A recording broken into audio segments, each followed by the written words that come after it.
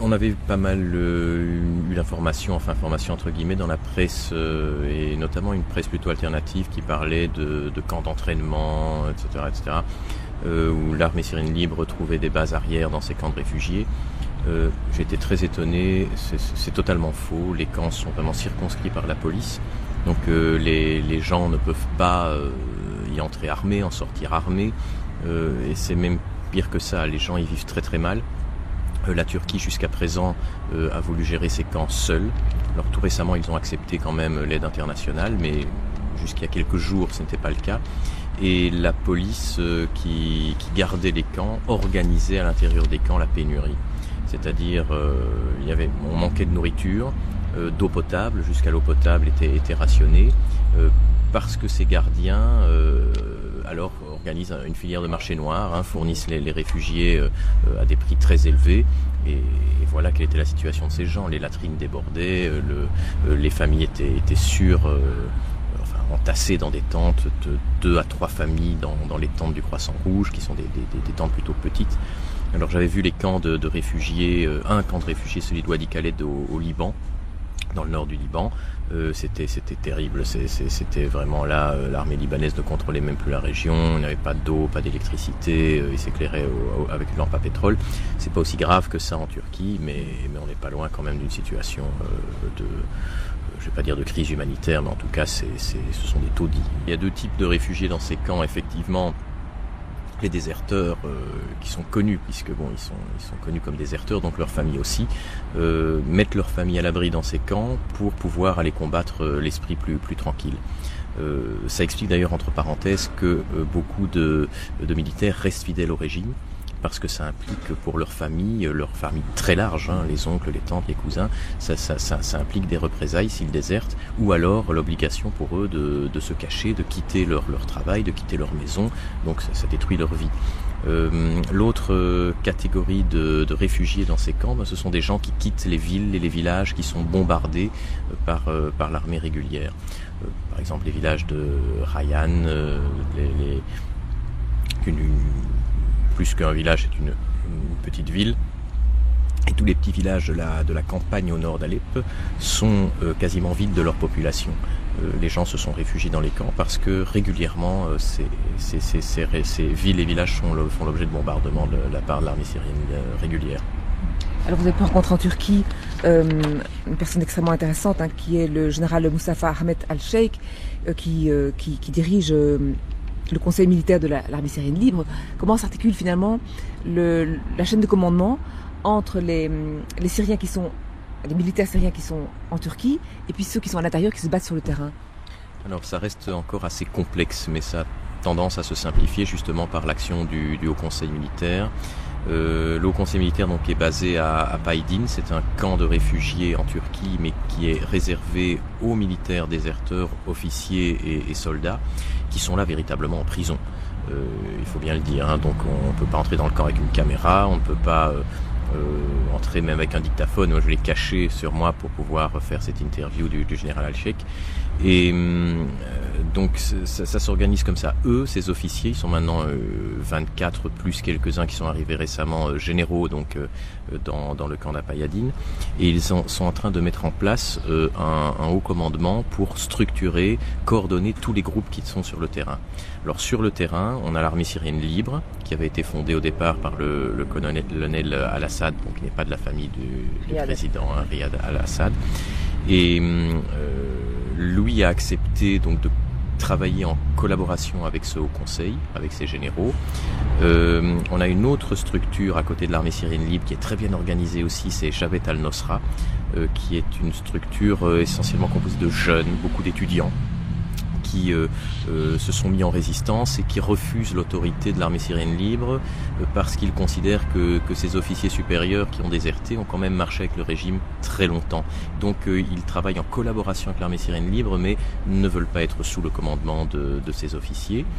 Et alors on a dans les quartiers et les villages des groupes de combattants assez hétéroclites, généralement autour d'un chef local qui est reconnu parce que c'est quelqu'un en qui les gens ont confiance. Et ce sont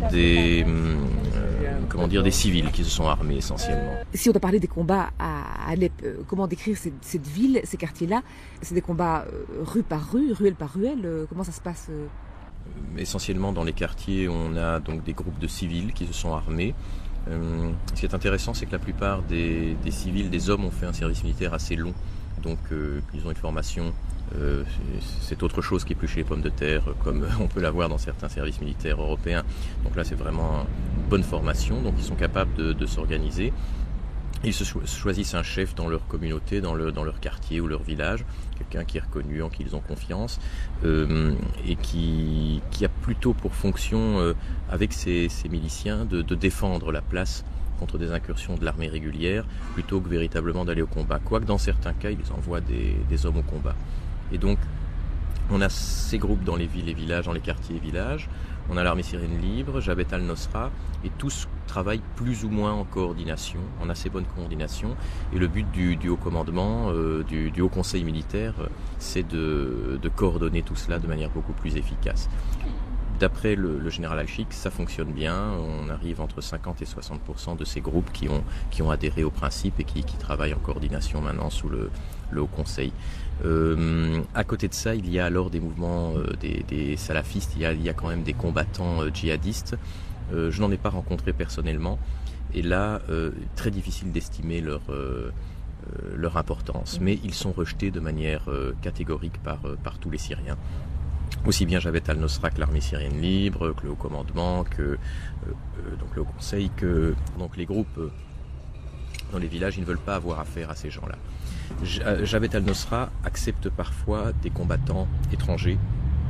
J'ai rencontré à Salah Eddin où il se trouvait, il y avait un Irakien, 2 Afghans et quelques Tchétchènes qui étaient là. Mais sur un ensemble de 2000 combattants à Alep de Jabhat al-Nosra, ça faisait 20 ou 25 personnes d'après ce que m'a dit le commandant. Ce ne sont pas des membres d'Al-Qaïda, ce sont des gens qui sont venus, des électrons libres qui sont venus spontanément pour servir la révolution. Et Jabhat al-Nosra accepte ces gens-là parce qu'ils ont besoin de tout le monde. L'armée syrienne libre ne les accepte pas. Donc voilà. Mais à côté de ça, il y a effectivement des groupes qui circulent sans qu'on sache exactement qui les finance, qui les organise et quel est leur agenda. Alors, dans un de vos articles, vous parlez du drapeau noir des salafistes qui flotte quand même sur certains quartiers. Il est clair qu'on est dans un pays musulman et dans la communauté sunnite, il y a tout de même des mouvements un peu plus religieux. Ça n'a rien à voir avec Al-Qaïda, ce ne sont pas des islamistes radicaux qui veulent créer une république islamique dans le pays, mais la religion est pour certains groupes un support moral. Donc effectivement, on entend souvent le cri Allah Akbar, mais ça ne veut pas dire qu'on est dans une révolution islamique, c'est simplement une sorte de cri de guerre, de ralliement finalement, d'opposition au gouvernement bassiste. Mais effectivement, donc on a ce drapeau, le drapeau noir avec inscrit en blanc, il n'y a de Dieu que Dieu, et ça peut parfois inquiéter l'Occident d'être confronté à ce genre de symbole. Est-ce que les combattants respectent le ramadan ? Pas vraiment. Là, j'ai été vraiment très étonné de ce que j'ai vu. Ils boivent le thé, ils mangent, ils fument la journée. La Syrie est une société qui a été quand même très laïcisée. La société syrienne est assez européanisée, finalement occidentalisée. Elle est assez moderne, assez éduquée aussi, beaucoup d'universitaires. Donc on n'est pas dans le cadre, si je devais faire une comparaison, de la Libye, où on avait des gens intellectuellement peu formés et qui vivaient sur le plan religieux de manière assez arriérée. Donc non, le ramadan n'est pas vraiment respecté. Alors, au niveau de l'armement, de quel type d'armement est-ce qu'ils disposent, les rebelles ? Alors ça a été là une des questions à laquelle j'avais décidé de bien faire attention, parce que beaucoup de bruit ont couru selon lequel la CIA, les Français, le Qatar, l'Arabie Saoudite armaient les rebelles. Personnellement, je n'ai pas vu une seule arme européenne. Je crois que j'ai vu un FAL, c'est tout ce que je peux avoir dit, un FAL à Salah Eddin. Pour le reste, ce sont des kalachnikovs, des mitrailleuses à barillet à magasin russes et chinoises. Donc du matériel qui a été pris sur l'armée syrienne libre. Sur l'armée syrienne régulière. Oui, sur l'armée syrienne régulière. Quelques RPG aussi, donc lance-roquettes anti-char, mais du matériel usagé. On le voit, c'est encore les lance-roquettes avec les manches en bois. Bon, j'ai regardé, le bois est fendu, usé. C'est du matériel usagé qui a été pris sur l'armée syrienne régulière. Donc je ne sais pas où est ce matériel qui est censé entrer en Syrie pour soutenir la rébellion. Et les commandants que j'ai rencontrés m'ont tous dit que c'était un pur mythe et que l'Occident n'avait rien envoyé, qu'ils étaient vraiment tout seuls et qu'ils devaient se débrouiller seuls face à... Bon, il y a eu quelques caisses de matériel anti-char, de roquettes anti-char qui étaient entrées par le forcing de l'Arabie Saoudite par rapport aux États-Unis. Je dis ça parce que le New York Times avait fait un article à ce propos, expliquant que la CIA fournissait du matériel. En fait, il ne disait pas exactement ce qui s'est passé.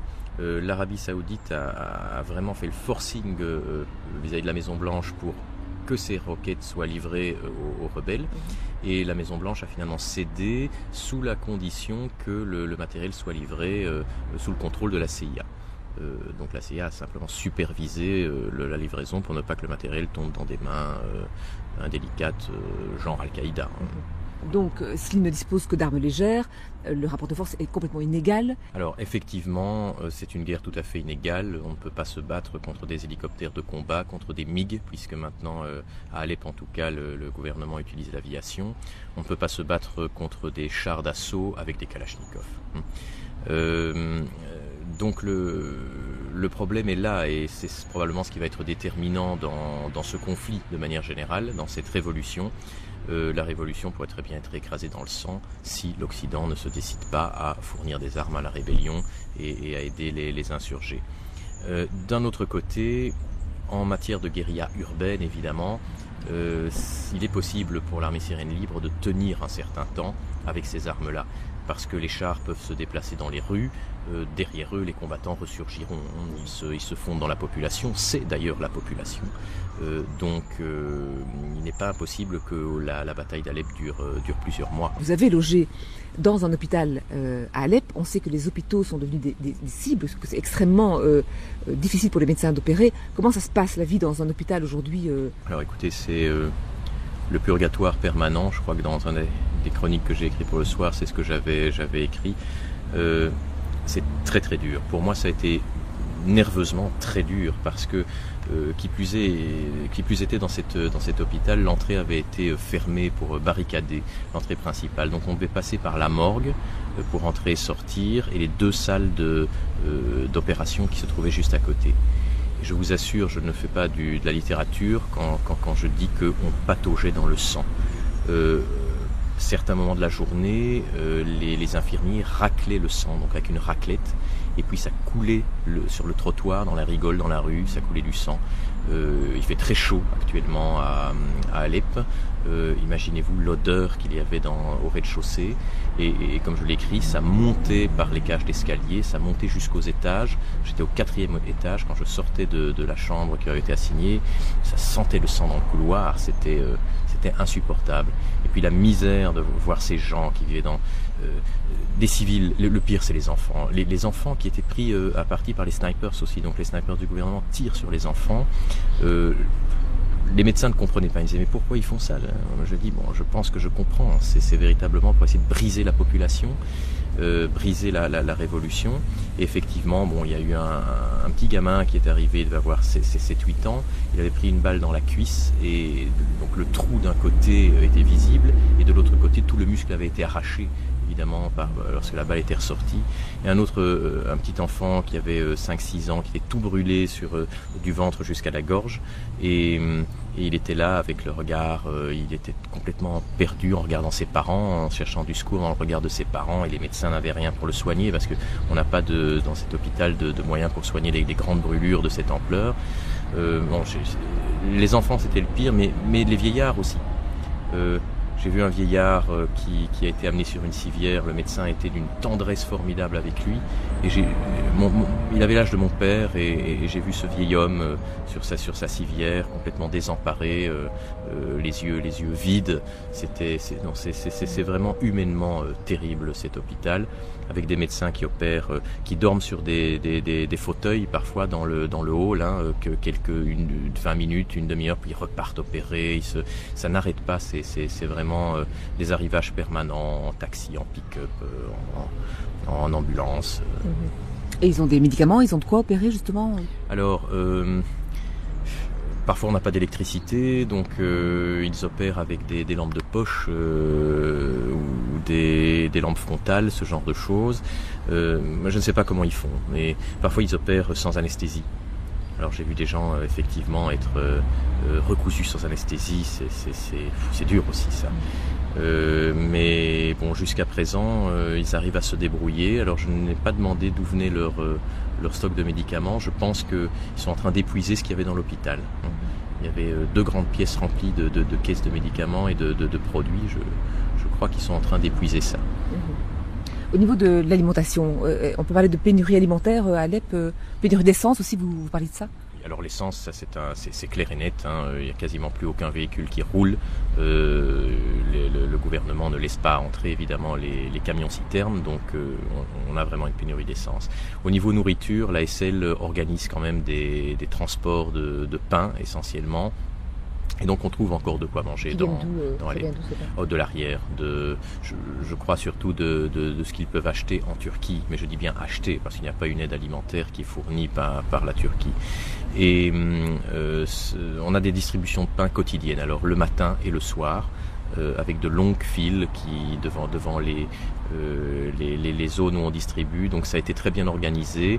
Ils ont monté des chicanes en béton pour éviter les émeutes. Donc les gens font la file, entrent dans la chicane, reçoivent leur pain et ressortent par un autre endroit pour éviter de rencontrer ceux qui attendent. Et donc l'ASL gère ça. L'ASL a aussi, l'Armée syrienne libre donc, a aussi organisé des patrouilles pour les quelques boulangeries qui vendent encore du pain dans la ville, pour les surveiller, pour éviter que un marché noir se mette en place. Et j'ai une anecdote, j'ai effectivement... À un moment, j'étais en compagnie de l'armée syrienne libre dans le quartier d'Al-Fardous et brusquement, quand nous sommes arrivés à une boulangerie, toute une foule s'est pressée pour acheter du pain. Et l'ami de l'armée syrienne libre qui était avec moi m'a dit mais tu vois, ça se passe comme ça.